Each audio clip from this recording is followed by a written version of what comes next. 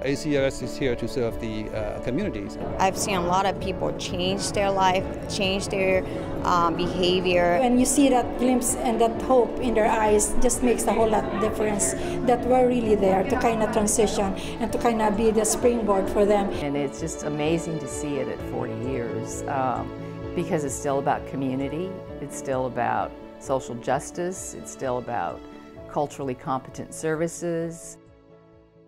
ACRS started with the guidance and the leadership of Lindy Sada, who was the Executive Director of Harborview Community Mental Health Center, and Sue Tamita, who was also a social worker there. Dr. Sada said, well, I think we have a problem. There were a number of Asian American clients who were coming through and coming out of Western State Hospital, and there was no place for them to receive service. These were our parents and our grandparents who really had been inappropriately hospitalized for decades. And Blaine Memorial Methodist Church came forward. Dr. Sada and I went and looked at the classroom and said, well, this will do, and maybe people will come here instead of the mental health center. So he gave me some money and said, go buy tea, and then we'll start. And that's how we started. I think we're extraordinarily lucky in Seattle. I think we sometimes take it for granted to have institutions like ACRS and ICHS.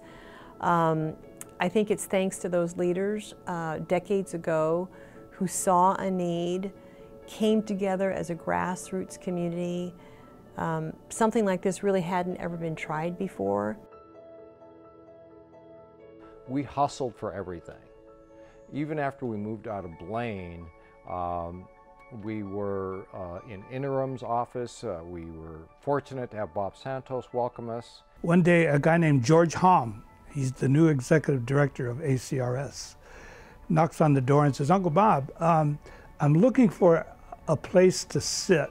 Pretty soon we started taking over that space. And then the interns come in and he takes over the conference room. We would provide therapy sessions in his conference room at Interim.